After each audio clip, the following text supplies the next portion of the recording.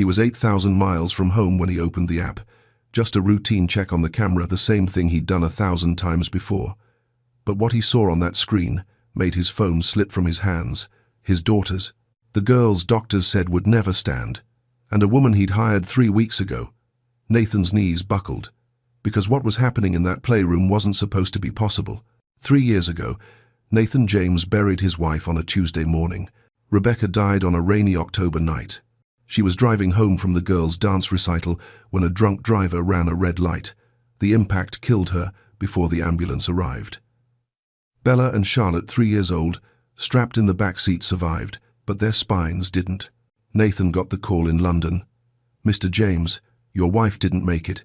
Your daughters are in surgery."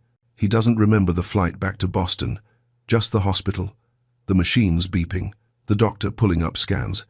Severe spinal cord damage. "Mr. James, they'll likely never walk again." Rebecca was gone. And the girls she'd prayed for through 5 years of trying, 3 rounds of IVF, 5 years of hope, would spend their lives in wheelchairs. Nathan made a promise at her grave. "I'll take care of them." But grief doesn't teach you how to keep promises, it just teaches you how to survive. He hired 8 nannies in 2 years. The first ignored the girls to scroll through her phone. The second sold photos of their equipment to a gossip site for $5,000. One stole Rebecca's jewelry. Another invited her boyfriend over when Nathan was traveling. The worst posted videos of the twins struggling during therapy. Caption: "Raising billionaire babies is not what you think." It went viral before his lawyers could pull it down. After that, Nathan stopped seeing people. He started seeing threats. He installed 17 cameras in the penthouse. Every room, every angle. He could check from anywhere. London, Tokyo, New York. He watched the feed on flights, in hotel rooms, during board meetings, looking for the lie, waiting for the next betrayal. When Hannah David walked in for her interview, he barely looked up. 28, nursing degree. Good references. He slid a folder across his desk. Follow the plan. No improvising. No false hope. The doctors were clear. Hannah met his eyes. "Mr. James, your daughters don't need someone to respect a diagnosis. They need someone to respect them." He hired her. She was number 9. She'd fail like the rest. But Hannah didn't follow the plan. She brought a small speaker into the therapy room and played old gospel music hymns her grandmother used to sing on Sunday mornings. She sat on the floor with Bella and Charlotte, moving their legs in slow, rhythmic patterns. She read them stories about little engines climbing mountains. Nathan watched through the cameras, ready to fire her. Then Bella laughed. Just a small sound. But it was the first time in over a year. Charlotte's leg twitched during the music. Both girls started lifting their heads. Their eyes followed Hannah, not empty anymore, but present. One night, checking the feed from a hotel room in London, Nathan saw something that made him stop breathing. Hannah was still there. Hours past her shift, sitting between the girls, holding their hands, tears on her face. "Lord," she whispered, "these beautiful girls, the world keeps telling them they can't, but I see them trying, and trying is where you start miracles." She kissed Bella's forehead, then Charlotte's. "You're stronger than anyone knows, and God sees you." Nathan stared at the screen. Something cracked open in his chest, something he'd locked away the day Rebecca died. He didn't fire Hannah. Week by week, his daughters came back to life. Then, Dr. Sarah Chen called. "Mr. James, I need to tell you something. Bella and Charlotte's muscle response has improved significantly. I haven't seen progress like this since before the accident." That night, Nathan couldn't sleep. He searched. Spinal cord injury, children recovery. Pages of research appeared. Neuroplasticity, neural pathways reforming, children's brains bypassing damage. It was all there. Published studies, medical proof. And he'd never looked. Not once in 3 years. He'd taken the first doctor's word as final, buried hope with Rebecca, watched his daughters through screens instead of holding them. Hannah, making $22 an hour, had given them what his fortune couldn't buy. She believed. And she made them believe. 5 weeks in, Nathan was in London closing a deal, exhausted, about to board his flight home. He pulled out his phone.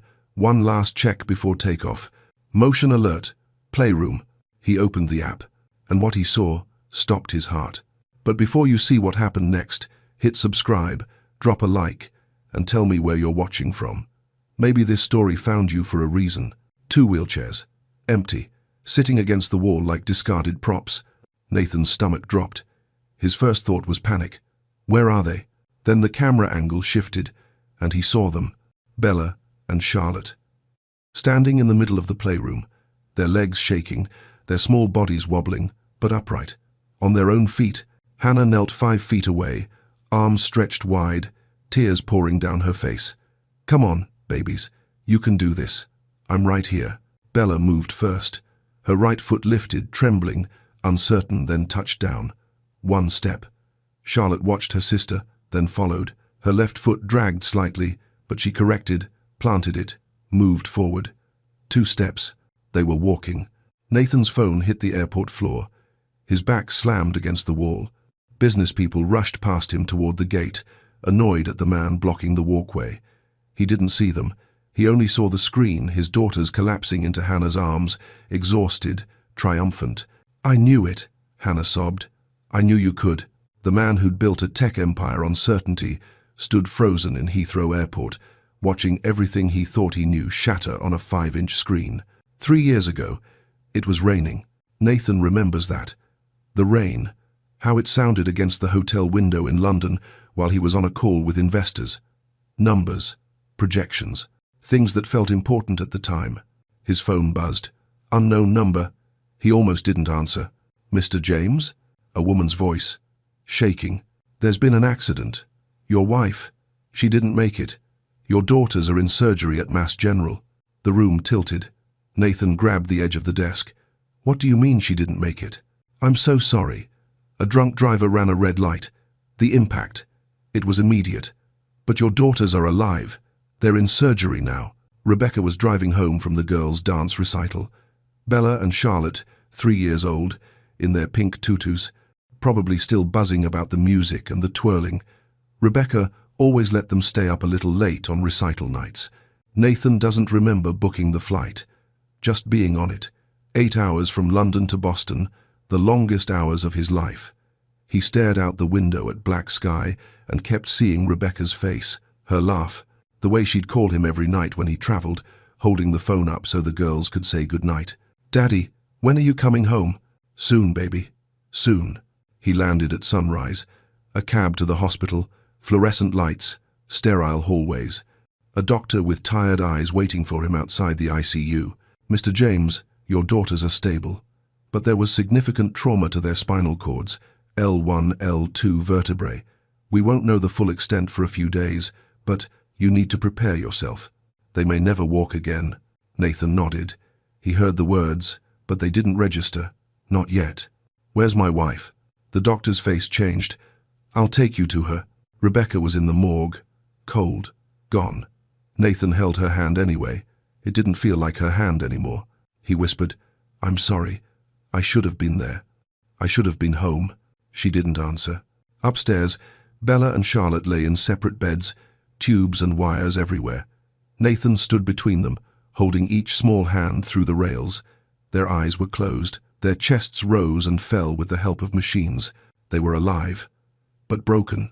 And Rebecca, the woman who'd wanted them more than anything, who'd prayed for them, who'd painted clouds on their nursery ceiling, was gone.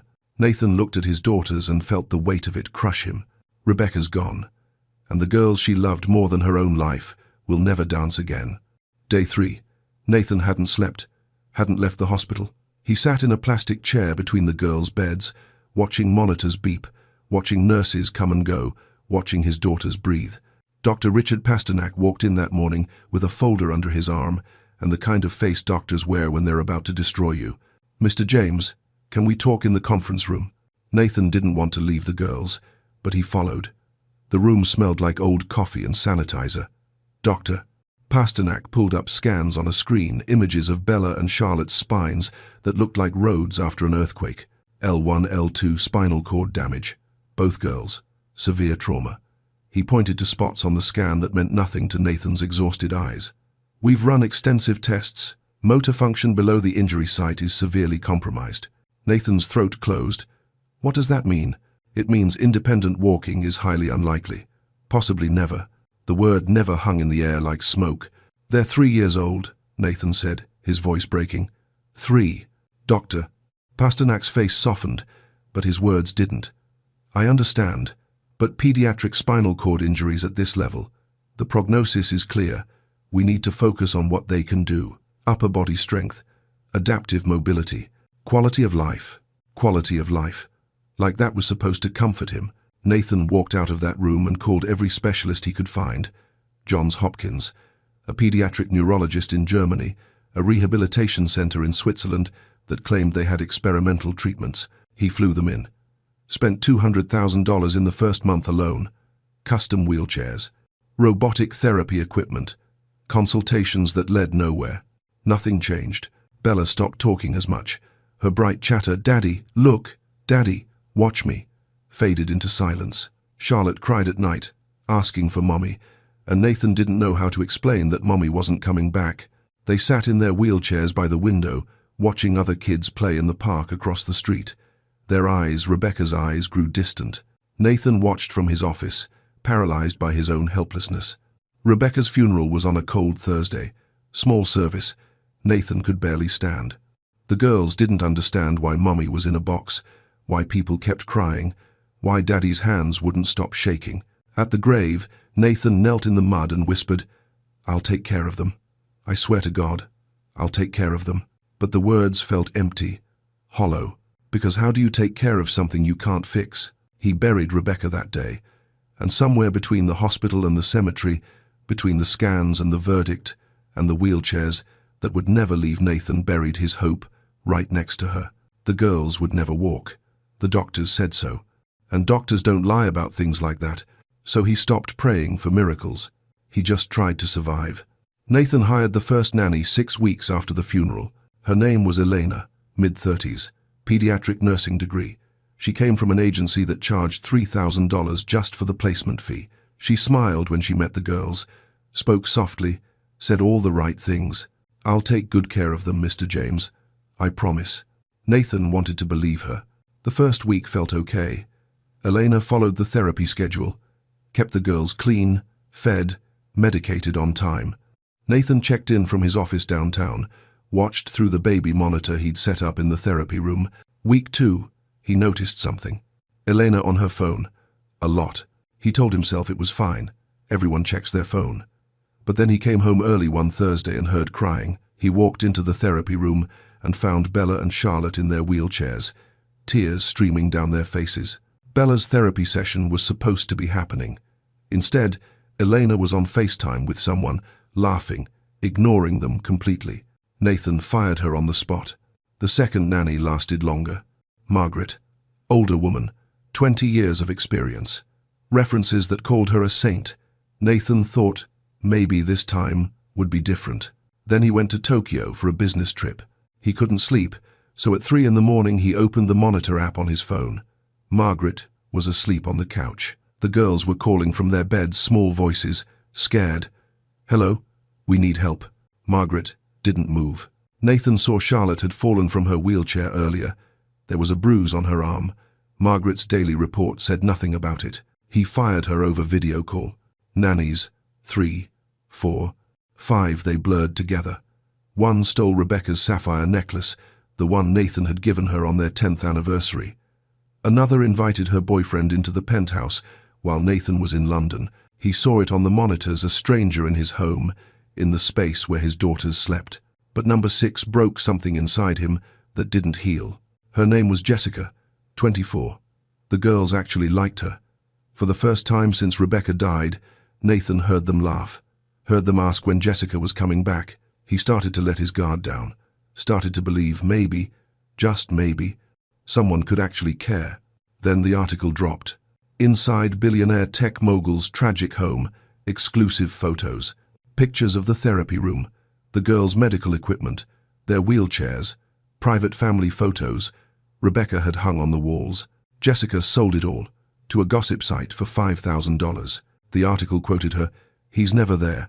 Those poor girls are basically orphans with money." Nathan's lawyers got the story pulled within hours, but the damage was done. His daughter's suffering had become entertainment. Strangers online debated whether he was a good father, whether the girls would be better off in foster care. Nathan sat in his office that night, staring at the article on his screen, and something inside him went cold. He stopped seeing people, started seeing threats. Within a week, he'd installed 17 cameras throughout the penthouse. Every room, every angle, feeds that went straight to his phone, his tablet, his laptop. He could watch from anywhere, New York, London, Dubai. He watched obsessively. On flights, in meetings, at 2 in the morning when sleep wouldn't come, looking for the next lie, the next betrayal, the next person who would hurt his daughters for money or attention or because they just didn't care. Control became the only thing that made sense. When nanny number 8 quit via text after 1 week, "This is too depressing. I can't do this." Nathan didn't even feel it anymore. He just opened another recruitment file and waited for number 9. Hannah David walked into Nathan's office on a Monday morning. 28, black woman, nursing scrubs under a clean jacket. She sat across from his desk, hands folded, back straight. Her eyes didn't wander around the room like the others, didn't look impressed by the floor-to-ceiling windows or the view of Boston Harbor. She just looked at him. Nathan barely glanced at her resume. Pediatric nursing degree, 3 years in the NICU, good references. It didn't matter. They all had good references. He slid a thick folder across the desk. "Miss David, I'll be direct. You're the 9th person I'm hiring for this position." Hannah opened the folder, scanned the pages. Medical protocols, therapy schedules, medication charts, emergency procedures. Nathan kept talking, his voice flat, rehearsed. "I need absolute compliance. No improvising. No encouraging unrealistic expectations." He paused. "My daughters have a diagnosis. Spinal cord injury, L1, L2. They will not walk. I need someone who understands that and respects the medical reality." Hannah looked up from the folder, met his eyes. "Mr. James, with respect, your daughters don't need someone to respect their diagnosis." She let the words sit for a moment. "They need someone to respect them." The silence that followed felt heavy. Nathan's jaw tightened. "I'm hiring you to follow the medical plan, not to have opinions." "I understand." But the way she said it, calm, unwavering, made Nathan think she understood something else entirely, something he wasn't saying. He pushed a contract toward her. $22 an hour, Monday through Friday, 7 to 6. You'll be monitored via security cameras at all times. Any deviation from protocol will result in immediate termination. Hannah signed without hesitation. Nathan watched her signature, expecting her to fail within a week. Hannah's first day started at 7 sharp. Nathan watched from his office downtown, tablet propped on his desk during a conference call. Hannah entered the therapy room, greeted the night nurse, reviewed the girls' sleep charts. Then she did something Nathan didn't expect. She sat down on the floor, cross-legged, eye level with Bella and Charlotte in their wheelchairs. She didn't start the therapy routine, didn't check the schedule, just sat there, silent, present. Nathan's finger hovered over the intercom button. What is she doing? But he didn't press it. He watched. Hannah wasn't looking at her phone, wasn't distracted. She was studying the girls, the way Bella's hands rested on the armrests, the way Charlotte's head tilted slightly when a car horn sounded outside, the rhythm of their breathing. 10 minutes passed. Then Hannah spoke. "Good morning, Bella. Good morning, Charlotte. My name is Hannah. I'm going to be spending time with you." Simple, genuine, like she was meeting people, not patients. Bella's eyes shifted toward her, just slightly, but Nathan saw it. Something in his chest stirred, unfamiliar, uncomfortable. He closed the tablet and tried to focus on the meeting, but his mind kept drifting back to that image. Hannah, on the floor, his daughters, looking at her. Like maybe, for the first time in a long time, someone was actually seeing them. Nathan told himself it didn't mean anything, but he didn't stop watching. Day 4, Hannah brought a speaker into the therapy room. Small thing, portable. She pulled it from her bag, set it on the shelf, and pressed play. Gospel music filled the room. Old hymns, the kind Hannah's grandmother used to sing on Sunday mornings. Nathan was in a meeting when the notification came through. He opened the app on his phone under the conference table. This wasn't in the protocol. The girls had scheduled music therapy on Thursdays with a licensed therapist. Random music wasn't part of the plan. His thumb hovered over the intercom. One press, and he could stop this. Then Bella turned her head. Just a few degrees. toward the sound. Nathan's breath caught. His daughter, who spent most days staring at the same spot on the wall, turned her head toward the music. Hannah noticed too. She didn't make a fuss, just smiled softly and adjusted the volume. Charlotte's leg twitched against the footrest. Nathan leaned closer to his phone screen, the meeting voices fading around him. Week 2.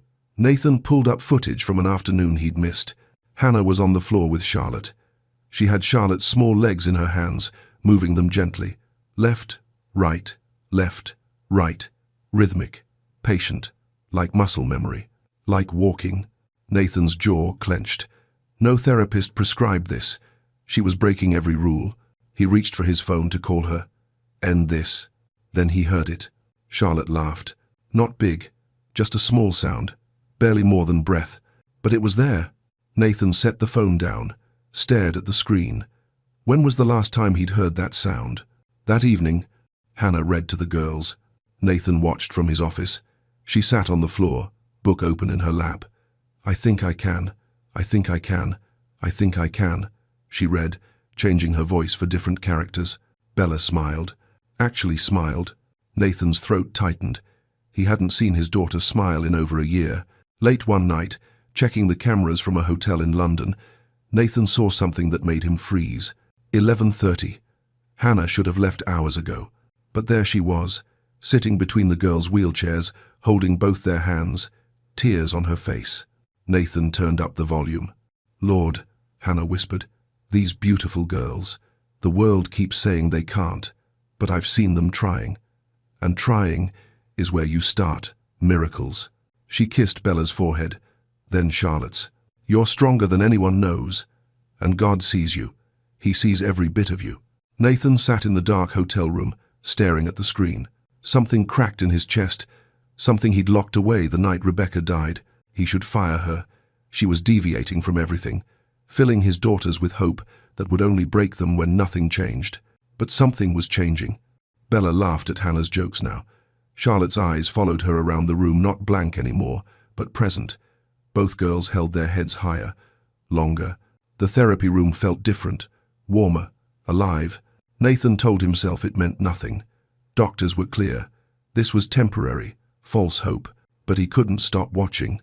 And he didn't fire her. Week 3 became week 4, and Nathan started wondering if maybe, just maybe, he'd been watching for the wrong things all along.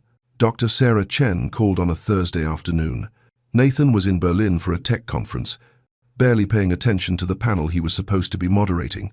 His phone buzzed. He stepped out into the hallway.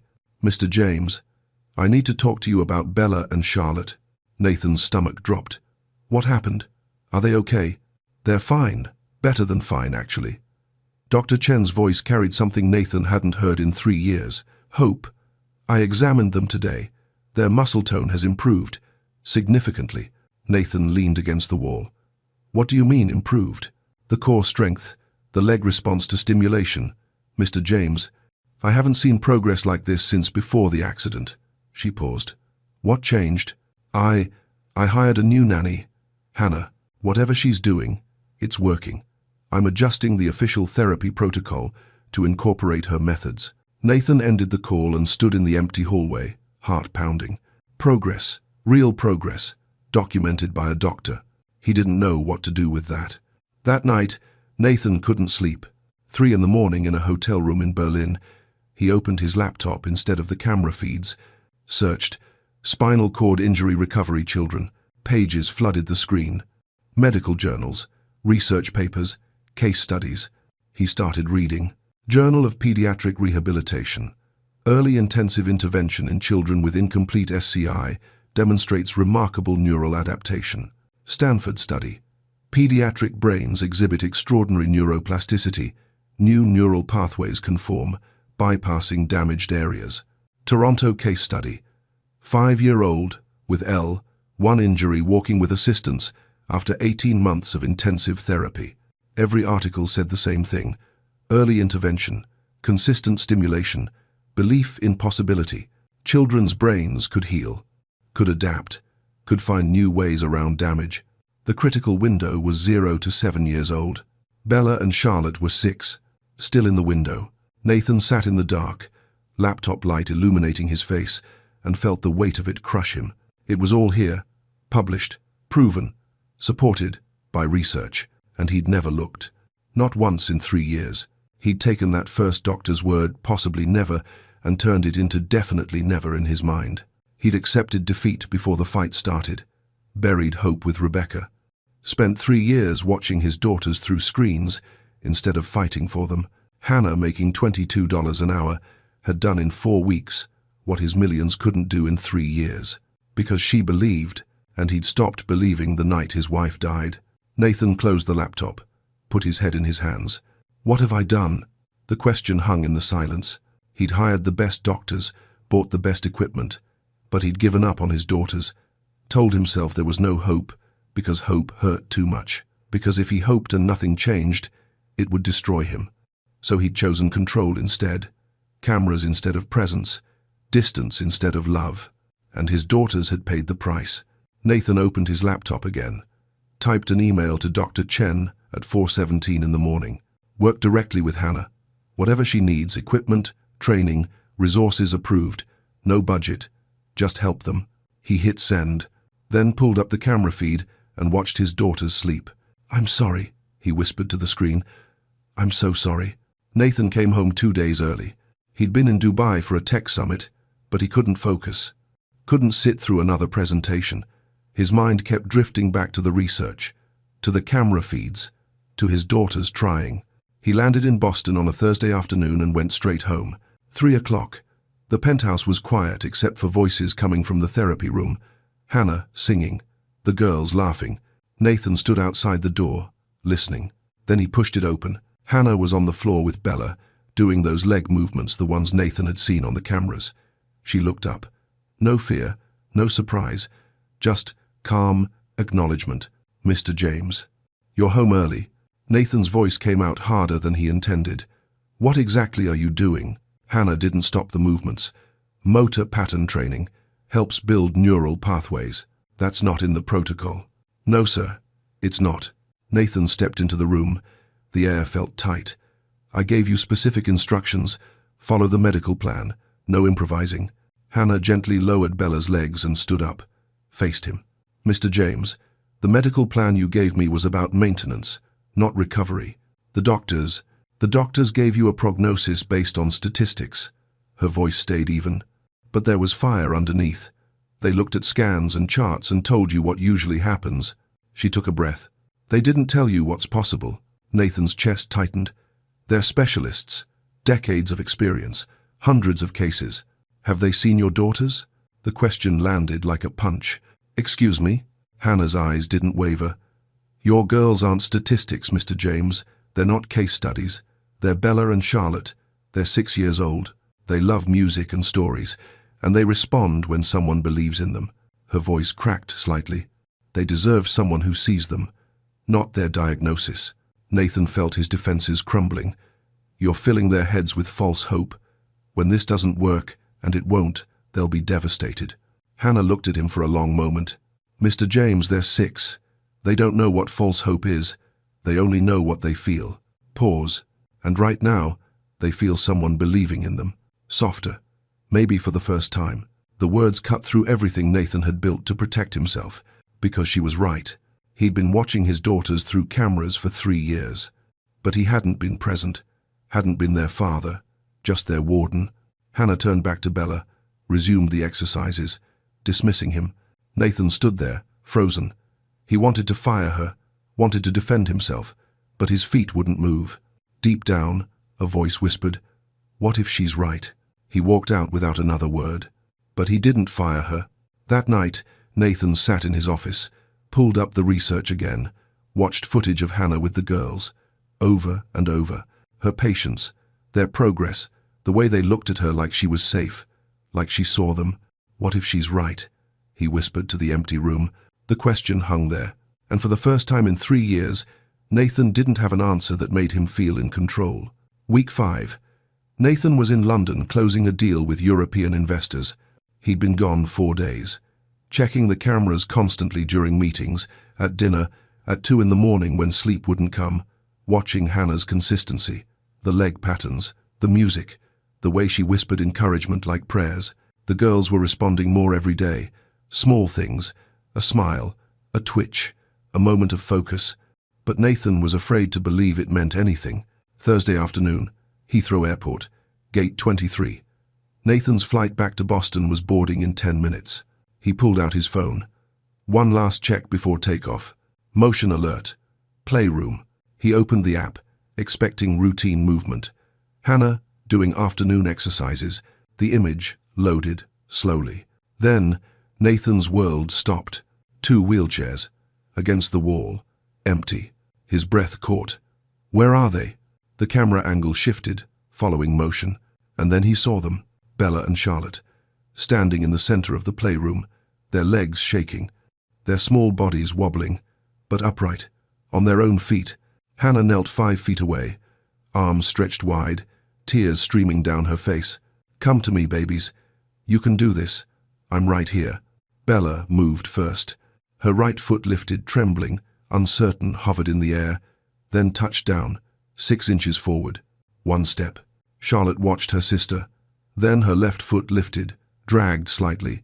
She corrected, planted it, shifted her weight, moved the right. 2 steps. They were walking. His daughters were walking. Nathan's phone slipped from his fingers, clattered onto the airport floor. People turned, stared. He didn't see them. His knees buckled. He grabbed the back of a chair to stay upright. Through the phone speaker on the ground, he heard Hannah's voice crack with joy. Yes, oh yes, look at you, you're doing it. The girls reached her, both collapsed into her arms, exhausted but triumphant. Hannah gathered them close, sobbing. I knew it, I knew you could, I never stopped knowing. Nathan slid down into the chair, his hands shaking so hard he could barely pick up the phone.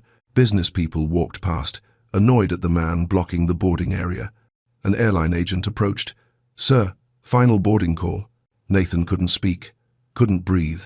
His chest cracked open. 3 years of grief, guilt, fear, it all came pouring out in gasping sobs he couldn't control. My daughters, he finally managed. They're walking. He picked up the phone with trembling hands. Watched the footage again. Bella's steps, Charlotte's determination, Hannah's tears. I'm sorry, he whispered to the screen. God, I'm so sorry. The boarding announcement echoed through the terminal. Final call for flight BA 213 to Boston. Nathan stood on shaking legs. Walked to the gate agent. I need the next flight to Boston. Sir, this is the next direct flight. We're boarding now. I can't wait 7 hours. What's the fastest route? He booked a connection through New York. Got him home in 9 hours instead of 7, but it got him moving. He had to get home, had to see them, had to hold them. Before this, miracle disappeared like a dream. 9 hours. Nathan didn't sleep, didn't eat, just watched the footage on loop. Bella's first step, Charlotte following, Hannah's tears, his daughters walking. The plane touched down in Boston at 5:30 in the morning. Grey sky, cold air. Nathan took a cab straight to the penthouse. The doorman looked surprised.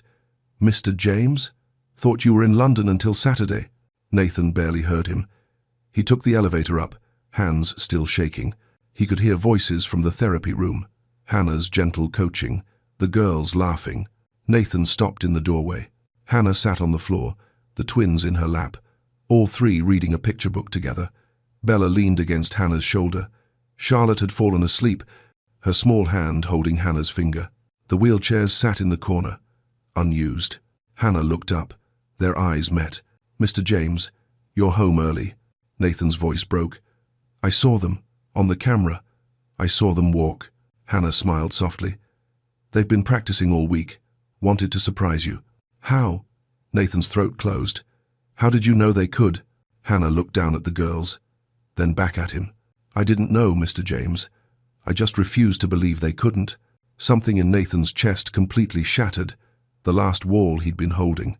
He crossed the room on unsteady legs, knelt beside them. His hands shook as he touched Bella's face, then Charlotte's. Charlotte woke, saw him, smiled.